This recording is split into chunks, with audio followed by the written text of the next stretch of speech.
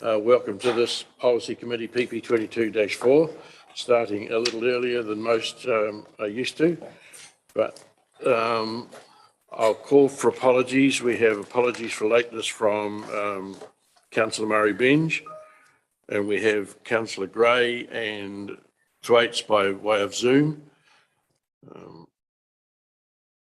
I'll put that. Sorry, me, Gary. I've got apologies from John Scrimmager and Grant Daly as well, too, please. Right, thank you, John Scrimmager. And so I'll put those, seconded Councillor Henry. I'll put that, all those in favour, please say aye. Just making you all aware, we're being Zoomed and recorded under the COVID rules. And anything you say, remember, it's a public recording, so just be mindful of what you're about to say. There are no late items. Are there any declarations of interest? There appears not. So we'll move straight into the public forum where we'll call on Mr. Carl Bueller to put a submission on the Te Puke Makatū Reserve Management. Carl, if you'd like to come up the front and sit down, stand, whichever you're most comfortable at.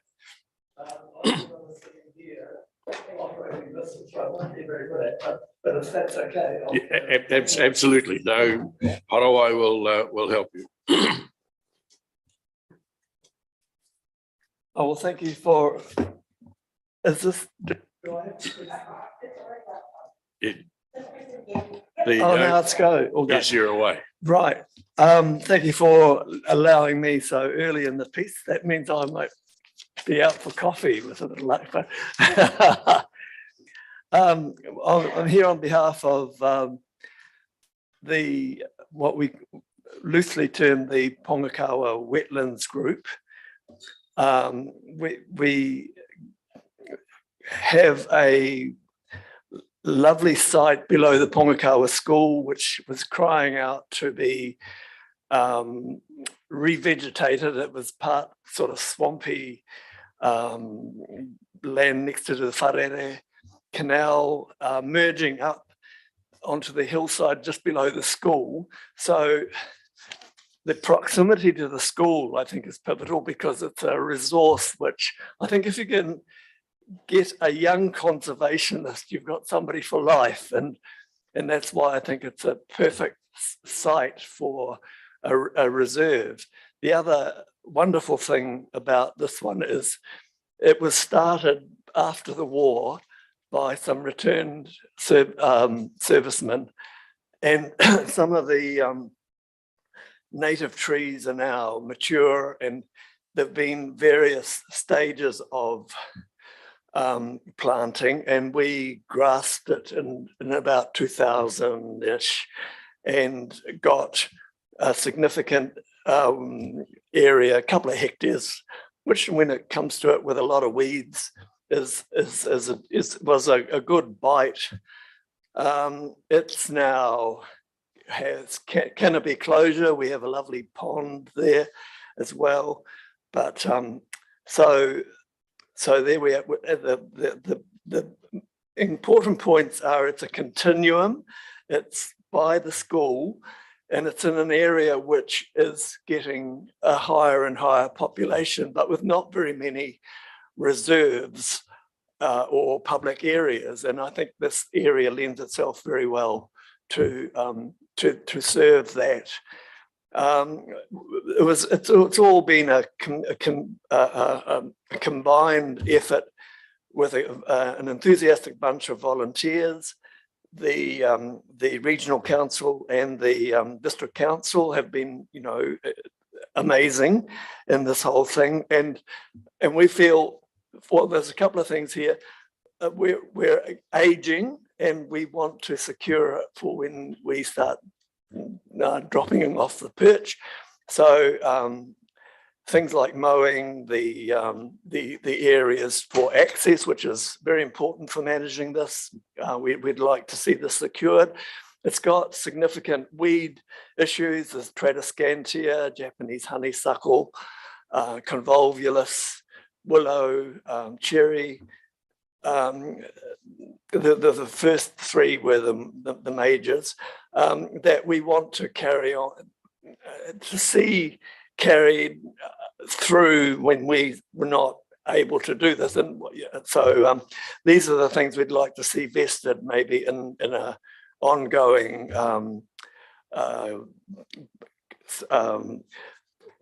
group who will carry it on. So mowing and weed control, we would like to see this vested in somebody like the district council.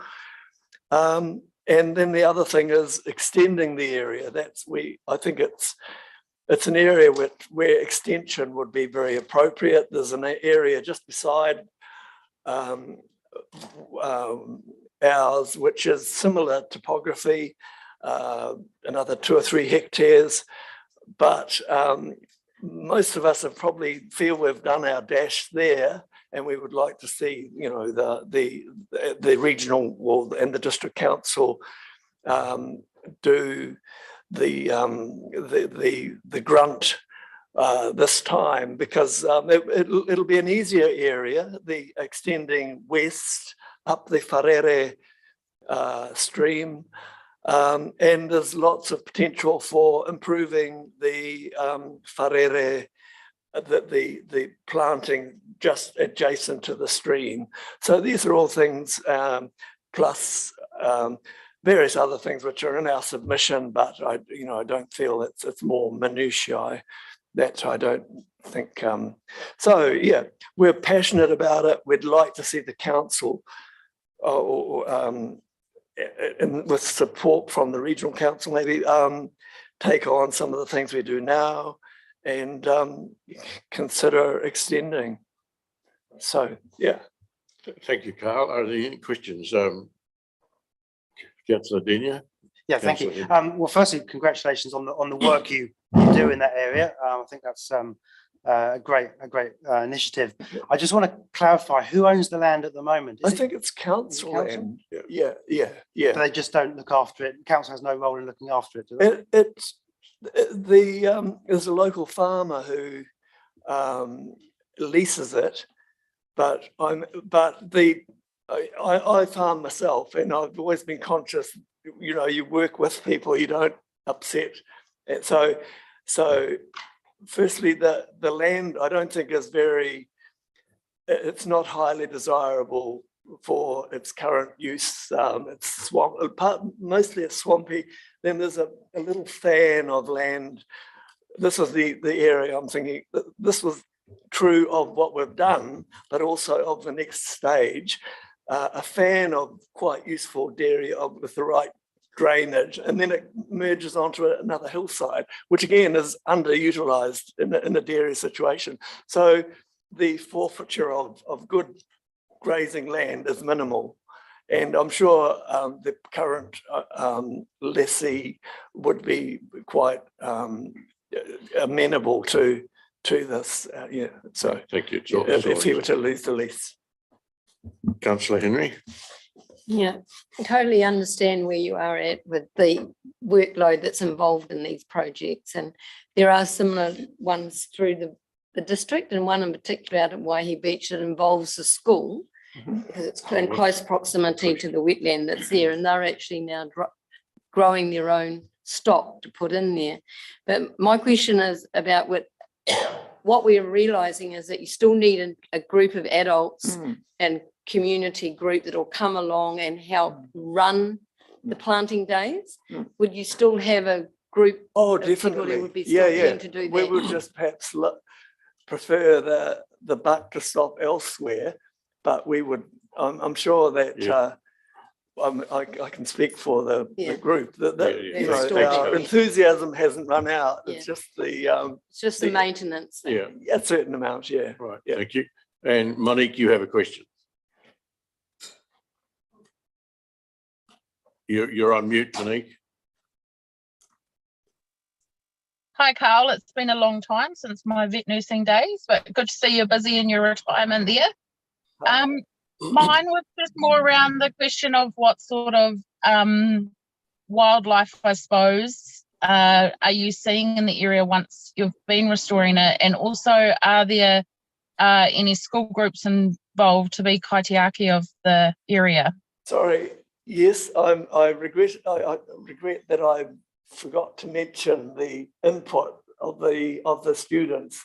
They have grasped it with great enthusiasm. The school has been involved in lots of plant ups, and I'm sure they are learning heaps. I happened to be planting up kahikatea at our place a few years ago. Had a help from an ex-pupil, and somebody said, "Oh, that's a mahoi," and I said, "How did you know that, Kate?" And she said, "We live by the wetland, you know." So that had stuck with her. She had absorbed stuff from that, which, you know, about her surroundings. So that, yeah. And now, in terms of, there's been your first part about the wildlife. Lots of tui and so on,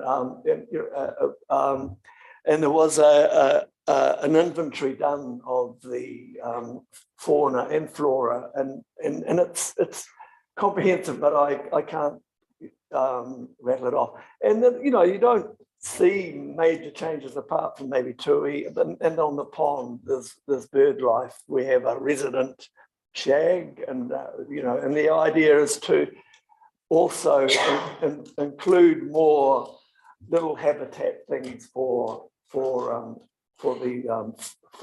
fauna. Yeah, thanks, Carl. I think you've covered it off pretty well. We've got your submission, so thank you very much for coming in. Appreciate your time, and also the work you've put in down there. Well, thank you. Yeah, Thank you. it's a pleasure, and I hope we're passionate about it, and we'd like to see it survive and thrive. Thank you. And I call on David Riley from the West Bradford Child Protection. David, the floor is yours.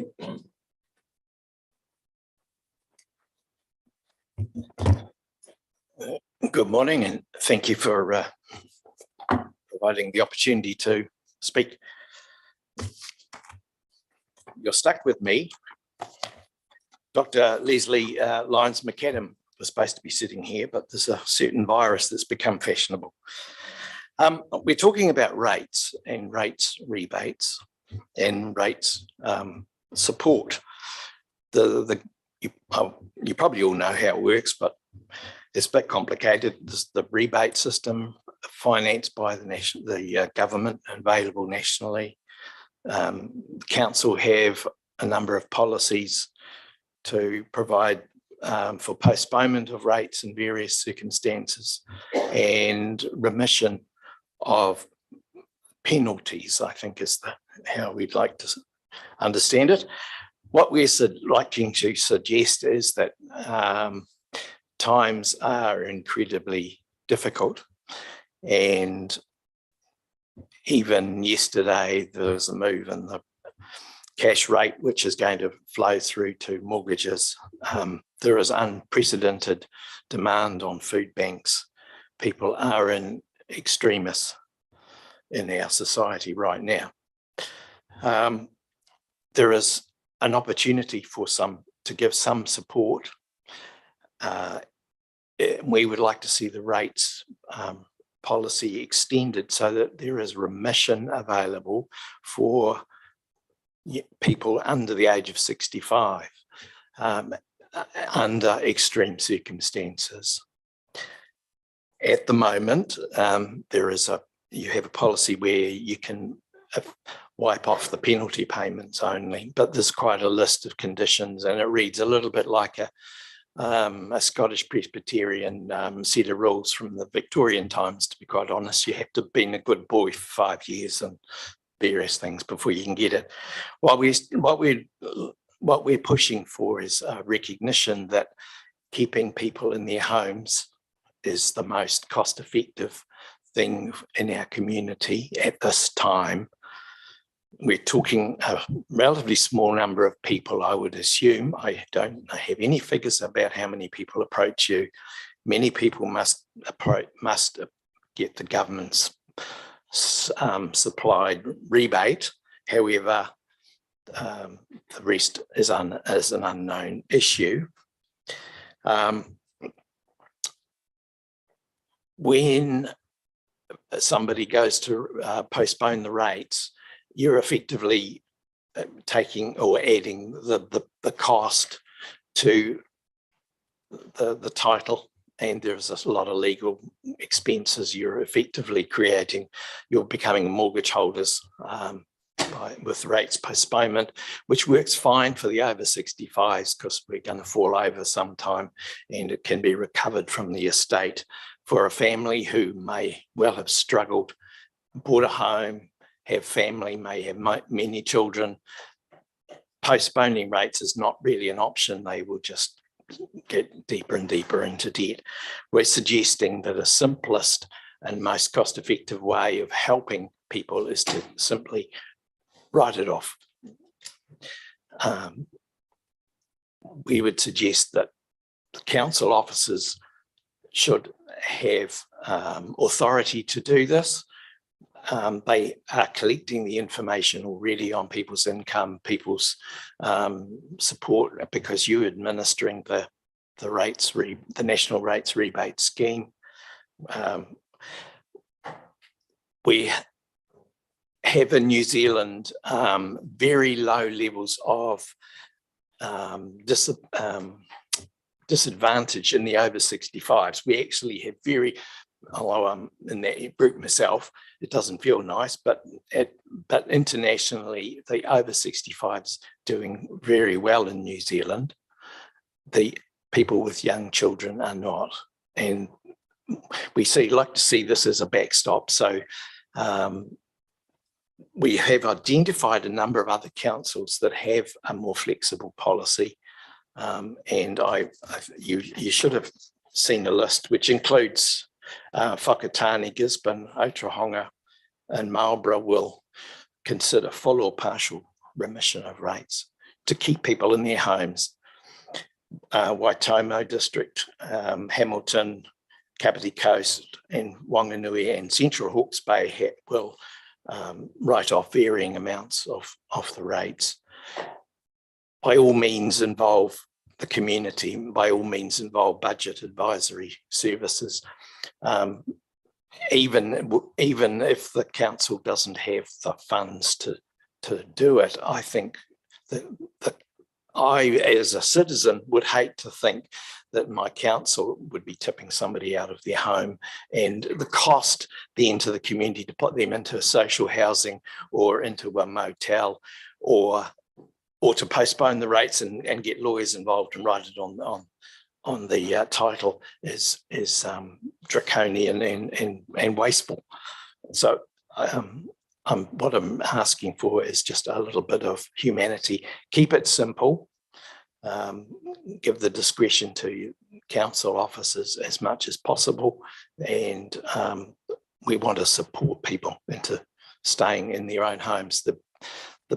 The social effects of losing a home is absolutely awful. I mean, it's you talk about lifelong risk of suicide goes up 4 times. The health of people is affected. So as a society, I'd like to think that we can pull together, and if necessary, council can talk to partners to help keep people in their own homes. Well, thanks, David. Appreciate that. Are there any questions of David? No, it appears not. We have got your submission, so thank you very much for coming in. Appreciate your time today. Thank you. Thank you.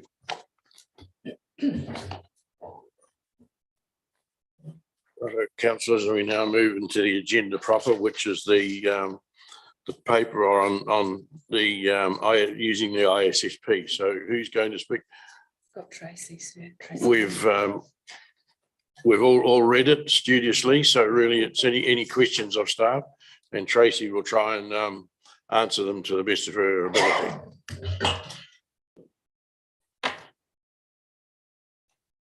I think the telling thing is the bit on the back which says we've been talking about this since 2007, consulting, and we're going to do another round of consulting. So are there any questions that anybody may have of staff? About Murray and James? Hi, yes, I just had a question on the point 2 of the recommendations and wondered why it was of medium significance when it's such a major issue in our area. Good morning through the chair. So the medium significance is in relation primarily to the consultation process. So the reason that I assess it as medium is because we've been through a rigorous consultation process already for the Aomakareroa community, and we will continue to do so through the plan change process. It'll be part of it'll go through a hearing process regardless of which plan change procedure we go through. That point is something we have to put in every recommendation. It's how does it fit with our significance policy? I realise it's something you have to put in every paper, but it doesn't seem right that it's weighted as medium when, as you say, we've been working on this for a zillion years. We went all the way down the track and then they threw that one out and brought in a new one and created a whole lot more work. It's hardly something that just sort of, oh, by the by. Right. And James, you have a question? Yeah, a couple of questions. So first I want to confirm that even though starting from scratch, as it were, with the ISPP is still going to be quicker than just carrying on with the SPP. Would that be correct? Through the chair, so to confirm, we won't be starting from scratch. The plan change process has still been ongoing. It's just really a procedural matter, changing from the streamlined planning process into the intensified streamlined planning process. Regardless, we still have to notify the plan change by 20th of August this year. So that's still ongoing. It's not a new process that will be starting as such. Yeah. Okay. And the second one I had was that I note that there are rights of appeal for requiring authorities in the SPP, but not in the ISPP. So does that mean there's extra certainty in the case that the Aomakareroa intersection doesn't get built and funded, and so the NZTA wouldn't be able to subsequently eject? That is correct. There is absolutely no rights of appeal through the ISPP process. Thank you. Yeah, in the minister's requirements, there's a huge list of things that have to be done there. How in the world can that all be achieved by August? And secondly, those requirements would actually still have to be done under the new proposed system. Is that correct? Through the chair, could I just seek clarification in terms of what requirements you're referring to? In the attachment, we've got the updated proposed directions, including the statement of expectation, and the minister has their steps 1 to 13, and a lot of them require an awful lot of work. Can we actually achieve it? And I would presume that they would also be required if we go with the new system. So through the chair, so the processes that we have to undertake for the plan change, regardless if we look at the streamlined planning process or the intensified streamlined planning process, they're relatively the same. The thing I think that we need to focus on is the efficiency and the timeframes of switching to the ISPP process. So the important point to make is that the SPP and the ISPP, they're still a planning instrument. It still requires the plan change process to go through. However, the timeframes with the SPP were really in the minister's hands. We still haven't heard back from the minister. They're still working through issuing a direction for council to get underway with the plan change. No, I think that's a key In issue. reality, the majority of this work was done for the first submission we put in. In fact, the minister sat on his hands, and this is being recorded, I'm conscious of that. We just have to bypass this, and the critical thing is getting on with the consultation as quickly as we can to tick off these last final boxes. And it's correct, Your Worship. And the key with difference between the SPP and the ISPP is that under the SPP, the minister has much more effect on what we have to go out and notify. But whereas if we go with the ISPP, the minister doesn't have a say. It's your council resolution with a plan change and we move on. So we've got Anne and then Grant. My question is around iwi and hapu involvement. And at the last meeting for the iwi that in the western side of the district, one of the members actually said that they were really concerned about there being no point of redress with the Maori land court. And one of the members said that they didn't like the streamlining process at all and they didn't agree with it. Now, you've probably done work with consultation with the first streamlining process that you worked with. Now, this is a change, and have you included, had consultation with the hapu iwi groups that are involved, that this would involve? Through the chair, regardless of which process we use, the SPP or the ISPP, we have undertaken consultation with iwi and hapu that have mana whenua. Either way, if we use SPP or ISPP, that's still a process that we have to follow through with. And we have provided an update to iwi that we would like to use the ISPP process. And again, the SPP is more complicated because the minister has come back and directed consultation with, excuse me, with a much broader list of iwi and hapu, including haureki groups, of which the local mana whenua who we're dealing with are not that happy with. So the ISPP therefore becomes a much easier process for us. We have been in considerable consultation with Pirirakau for many, many years, and also Ngāti Hawa at the bottom end of Roll Road. Can I just have a supplementary to that about this restructuring with staff? Is that what the new Māori team does? Do they work in that space? Well, well, John, you might want to, but across a whole lot of disciplines, we go through the consultation process. Mm. You might want. Yes, Councillor, they support the process. I think it's important that each of the functions within council undertake process on their by themselves in the areas of expertise they have. The Kaupapa Māori team supports that in terms of the relationship with mana whenua iwi. Thanks, John. And then Margaret. Yeah, sorry. Just wondering, by including Te Puke in this intense streamline planning process, there's been a significant amount of consultation in Aomakarua, but very little in Te Puke to date. Is there a plan to do more consultation with the general We're public? talking about the Omokaroa structure plan. The recommendation is for the Omokaroa structure plan. Which will also include Te Puke. Am I wrong in this?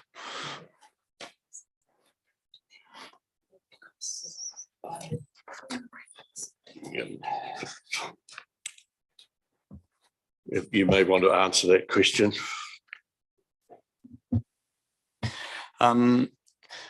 Yes, you're right, Your Worship. I mean, today is about withdrawing our application for the SPP, but what it means is that we will then be notifying a plan change for both Omokaroa and Te Puke. I suppose from a pragmatic point of view, because this legislation has come in fairly late for the ISPP, that we have to notify a plan change by August. There's been limited opportunities to consult with Te Puke. Having said that, we've had at least one session of community engagement out there, and we're about to have a second round on that as well. And certainly, a big effect out there will be on developers as well, and we're also in consultation with them and with iwi and hapu.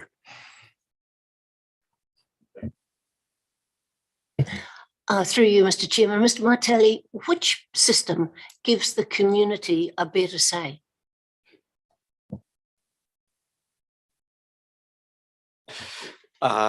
Same. Yep. They're both the same. What's key about it is what Tracy's put in her report is what's the more efficient way, I suppose, for council to operate through this, but also from the community's point of view that I suppose the difference is the ISP is probably better for the community because we're only talking about one planning process. If we go ahead and use the SPP for Aomakarua, we have to do one plan change for that.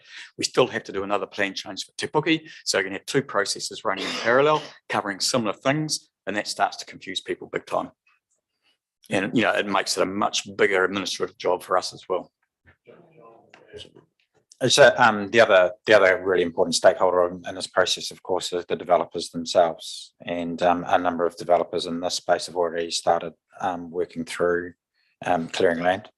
So we've been really careful to make sure we've been engaging with them as well, to make sure that they understand the change, and they've got the same view. At least with the ISSP process, they have more certainty about the process and the timeframe. So everyone is engaged.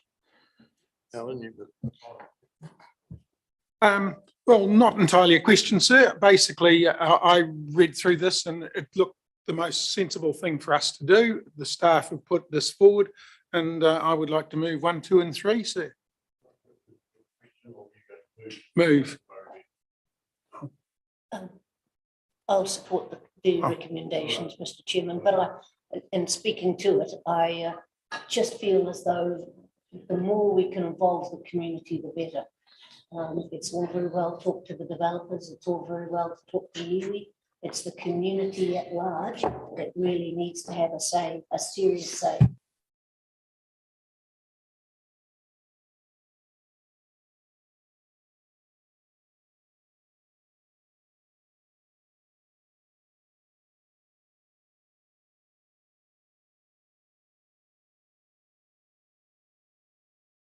I declare that carried unanimously.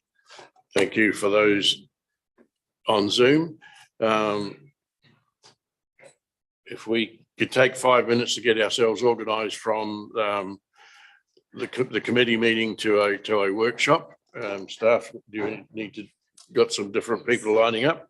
I declare the meeting closed.